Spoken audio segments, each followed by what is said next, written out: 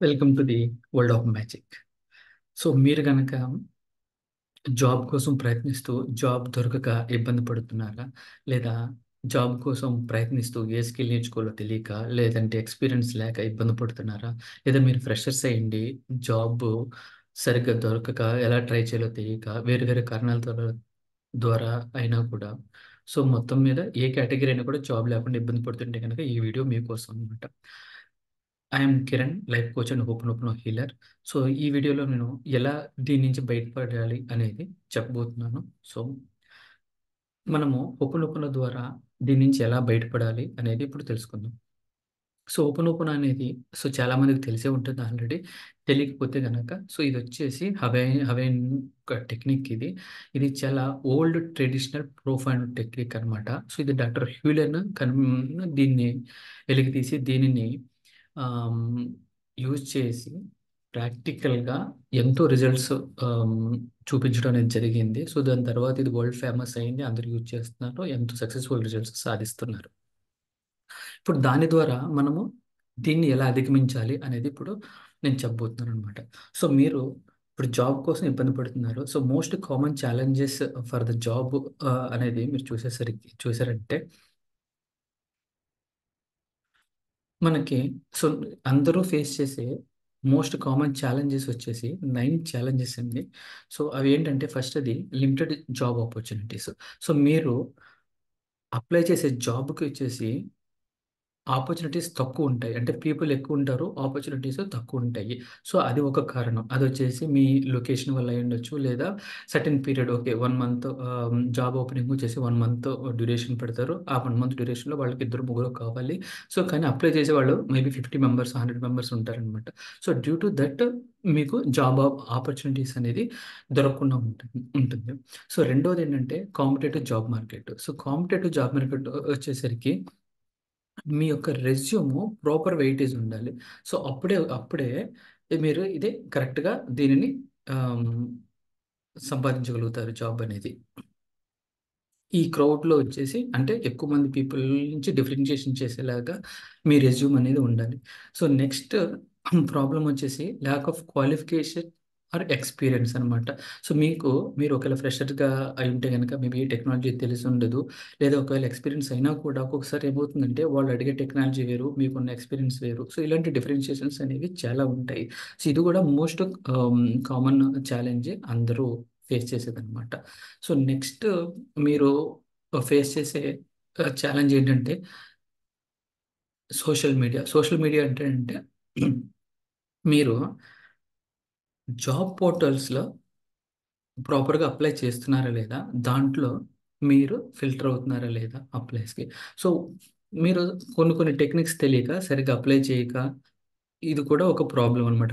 జాబ్‌కి ఫిల్టర్ అవ్వకపోవడానికి. And slow hiring process. Next problem వచ్చేసి స్లో హైరింగ్ ప్రాసెస్ అనమాట. స్లో హైరింగ్ ప్రాసెస్ ఏంటంటే కొకొ కొన్ని కంపెనీలు ఏం చేస్తాయంటే క్విక్‌గా ఇంటర్వ్యూ పెడతాయి. క్విక్‌గా క్లోజ్ చేసేస్తాయి ఆ జాబ్స్. కొన్ని కంపెనీలు ఏం చేస్తాయంటే 3 మంత్స్ ప్రాసెస్ టైమ్ తీసుకుంటాయన్నమాట. వాళ్ళకి 4, 5 రౌండ్స్ ఆఫ్ ఇంటర్వ్యూస్ ఉంటాయి. ఒక ఫస్ట్ నెలలో ఒక రౌండే పెడతారు. ఎండ్ ఆఫ్ మంత్‌లో ఇంకొక రౌండ్ పెడతారు. మళ్ళీ నెక్స్ట్ మంత్‌లో ఒక రౌండ్ పెడతారు. లాస్ట్ మంత్‌లో ఇంకో రౌండ్ పెట్టేసి వాళ్ళు ఫిల్టర్ చేసుకుంటారనమాట. సో, ఒక సర్టెన్ పీరియడ్ ఆఫ్ టైమ్ అనేది తీసుకుంటారు. ఆ కంపెనీ యొక్క ప్రాసెస్‌ని బట్టి.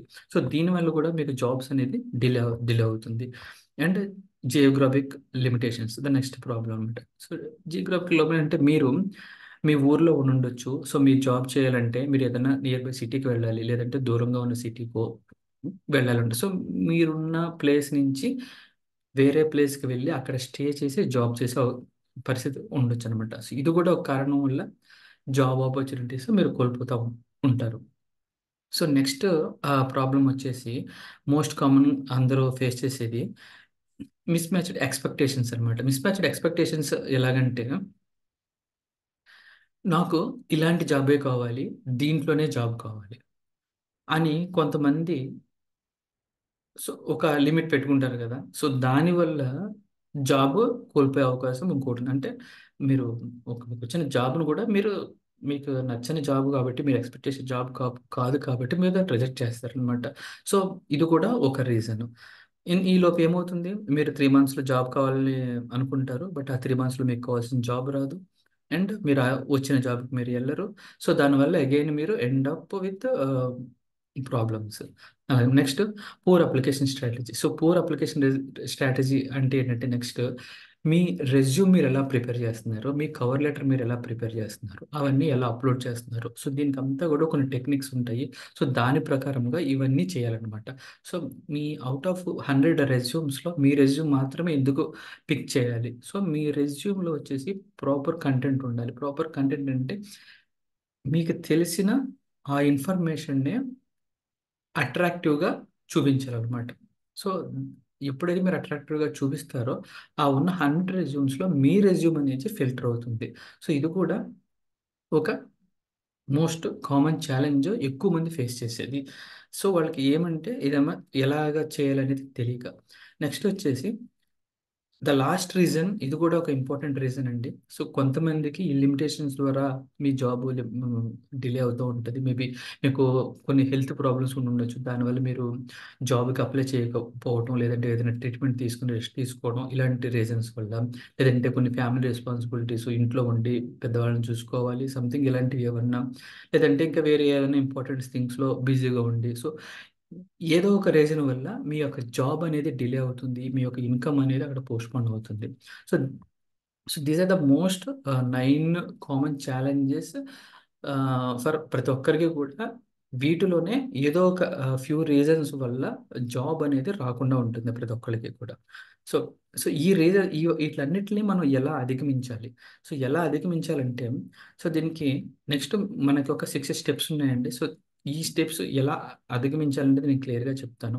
ఫస్ట్ స్టెప్ ఏంటంటే take responsibility. So, take responsibility అంటే ఏంటంటే ఫస్ట్ మీరు ఎవ్వరిని బ్లేమ్ చేయకండి. ఓకే. ఎలా రెస్పాన్సిబిలిటీ అంటే మీకు ఏమి వచ్చో, ఏమి రాదో, ఒకవేళ ఏమి రాకపోయినా సరే ఓకే. నాకు ఫలానాది రాదు కాబట్టి నేను రెస్పాన్సిబిలిటీ తీసుకుంటున్నా దానికి. ఈ స్కిల్ నాకు రాదు. సో, దానికి పూర్తి బాధ్యత నాది. లేదా రెజ్యూమ్ నేను ప్రాపర్‌గా ప్రిపేర్ చేయలేదు. దానికి పూర్తి బాధ్యత నాదే. దానికి ఎవరు రెస్పాన్సిబుల్ తీసుకోరు. మీ రెజ్యూమ్, మీ లైఫ్, మీ కెరీరు మీరే రెస్పాన్సిబుల్ తీసుకోవాలి. ఈ పైన చెప్పిన ఈ కామన్ ఛాలెంజెస్‌లో ప్రతి ఛాలెంజ్‌కి కూడా మీరే రెస్పాన్సిబిలిటీ తీసుకోవాలి. ఎప్పుడైతే మీరు రెస్పాన్సిబిలిటీ తీసుకుంటారో ఫర్దర్‌గా వచ్చేసి దానికి కావలసిన యాక్షన్ అనేది నేను చెప్తానిప్పుడు. సో, ఏ ఏ ఈ ప్రాబ్లమ్స్ ఏ ప్రాబ్లమ్ మీకున్నా కూడా మీరు దానికి 100% రెస్పాన్సిబిలిటీ మీరు తీసుకోండి. సో, అది ఏ రీజన్ అయినా కావచ్చు. ఎందుకంటే ఈ ఉన్న ఈ ఈ ఉన్న ఈ ఇక్కడ చెప్పిన 9 రీజన్స్‌కి కూడా కేవలం మీరు మాత్రమే బాధ్యత వహించాలి. సో, అది కేవలం మీ మీద మాత్రమే డిపెండ్ అయిందనమాట. ఆ స్కిల్స్ గానీ, అప్లికేషన్ గానీ, ఎక్స్‌పీరియన్స్ గానీ ప్రతీది కూడా. So, next most important thing మనము సెకండ్ చూసేసరికి చూస్తామంటే మీరు రెస్పాన్సిబిలిటీ తీసుకుంటున్నారు కదా! నెక్స్ట్ వచ్చేసి మీలో ఉన్న నెగెటివ్ ఎమోషన్స్ క్లియర్ చేసుకోవాలి. నెగెటివ్ ఎమోషన్స్ అంటే ఇప్పుడు మీకు జాబ్ రాలేదు. జాబ్ రావట్లేదు కాబట్టి మీరు బాధలో ఉంటారు. ఆ బాధ మీ మనసులోంచి తీసేయాలి. మీరు ఓకే. జాబ్ రాకపోతే నేను ఎలా సంతోషంగా ఉంటానండి అని అడగొచ్చు. ఎప్పుడైతే మీరు మీ మనసులోంచి ఆ బాధను తీసేస్తారో అప్పుడే మీ యొక్క ఎనర్జీ వచ్చేసి అప్ అవుతుంది. ఎప్పుడైతే ఎనర్జీ అప్ అవుతుందో ఆటోమేటిక్‌గా మీకు ఈ స్కిల్స్ ఏ స్కిల్స్ అయితే ల్యాక్‌లో ఉన్నాయో అవన్నీ మీరు ఫిల్ చేసుకోగలుగుతారు. ఎప్పుడైతే అవి ఫిల్ చేసుకుంటారో ఆటోమేటిక్‌గా మీకు జాబ్ అనేది వస్తుందనమాట. అందువల్ల మీలో ఏమి నెగెటివ్ ఫీలింగ్ ఉన్నా కూడా దాన్ని ఇమ్మీడియేట్‌గా క్లియర్ చేసేసుకోండి. అస్సలు నెగెటివ్ ఫీలింగ్ అనేదే ఉండకూడదు. మీకు జాబ్ రావట్లేదా? చిరాకుగా ఓకే. ఎన్నో ఇంటర్వ్యూలు అటెండ్ అయ్యారు. కానీ జాబ్ రాలేదు. ఫ్రస్ట్రేషన్‌గా ఉన్నారు. లేదంటే చిరాకుగా ఉన్నారు. బాధపడుతున్నారు. ఇంట్లో ఫైనాన్షియల్ ప్రాబ్లమ్ బాలేదు. సో, దానికి బాధపడుతున్నారు. ఏ నెగెటివ్ ఎమోషన్ కూడా మీ మనసులో ఉండకూడదు. సో, ఇదంతా ఒక ప్రాసెస్. ఇదంతా ఒక సైన్స్ అనమాట. ఇదంతా క్వాంటమ్ సైన్స్ ప్రకారము, క్వాంటమ్ ఫిజిక్స్ ప్రకారం ఇదంతా జరుగుతుంది. సో, ఎప్పుడైతే మనం ఇది అర్థం చేసుకుంటామో ఆటోమేటిక్‌గా మీ నెగెటివ్ ఎనర్జీ మీలోంచి క్లియర్ అయిపోయి, ఎప్పుడైతే మీ నెగెటివ్ ఎనర్జీ మీకు క్లియర్ అయిపోతుందో, అప్పుడు ఏ అయితే కామన్ ఛాలెంజెస్ మీరు ఫేస్ చేస్తున్నారో వాటిని ఫీల్ చేసుకునే ఎనర్జీ అనేది మీలో వస్తుందనమాట. ఆ మోటివ్ అనేది మీకు వస్తుంది. ఎప్పుడైతే ఆ మోటివ్ మీకు వస్తుందో ఆటోమేటిక్‌గా మీరు దాంట్లో వర్క్ చేస్తారో ఆటోమేటిక్‌గా మీకు జాబ్ అనేది మీకు వస్తుందనమాట.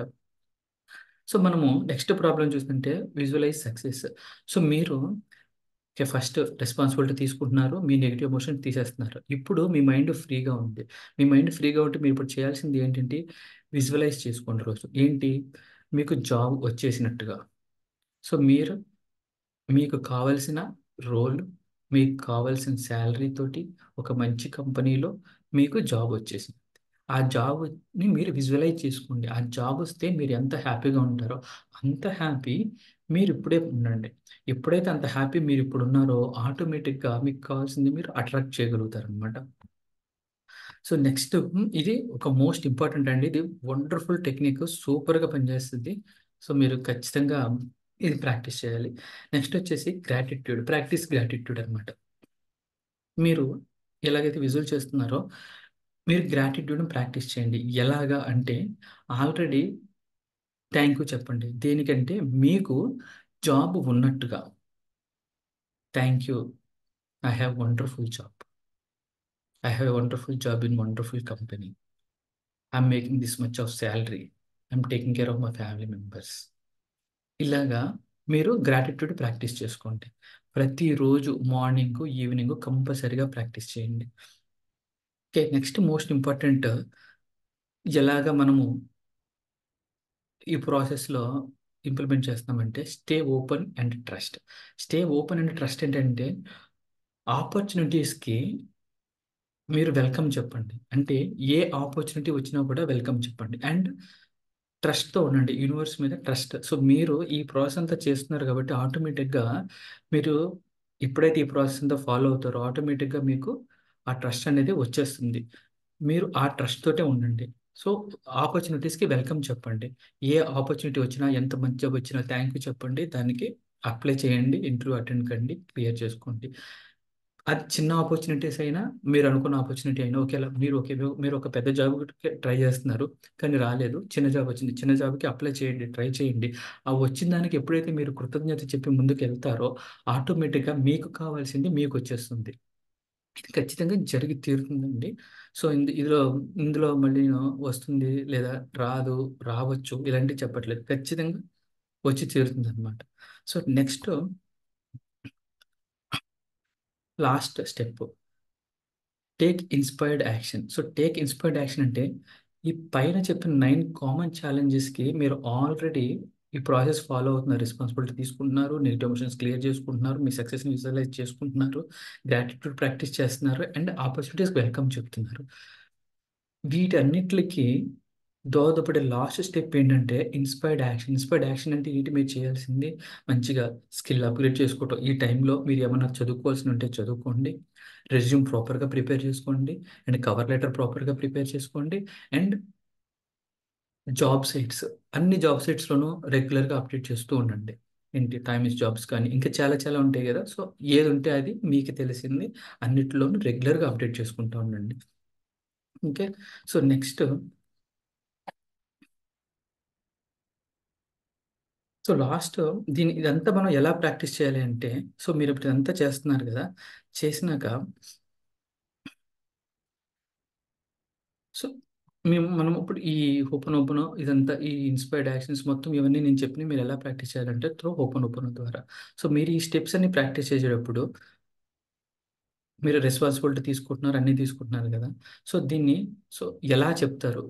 ఆ టేకింగ్ రెస్పాన్సిబిలిటీ అనేది ఇప్పుడు మీరు తీసుకుంటున్నారు. అది ఎలా అంటే ఈ హోపోనోపోనో స్టేట్మెంట్స్ ద్వారా.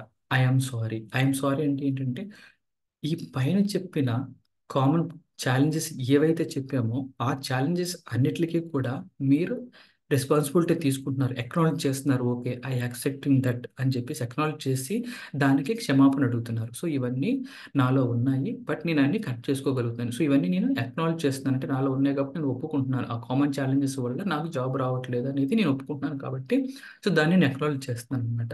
Next please forgive me. So, ఈ ప్లీజ్ ఫర్గివ్ మీ అనేది ఏంటంటే, మనము ఏమైతే మనలో ఈ నెగిటివ్ థాట్స్ ఇవన్నీ ఉన్నాయో అవన్నీ నేను ఆల్రెడీ అక్లాట్ చేసి చేసిన అక్నాలెడ్జ్‌ని నేను క్షమించమని అడుగుతున్నాను. అక్నాలెడ్జ్ చేశాను.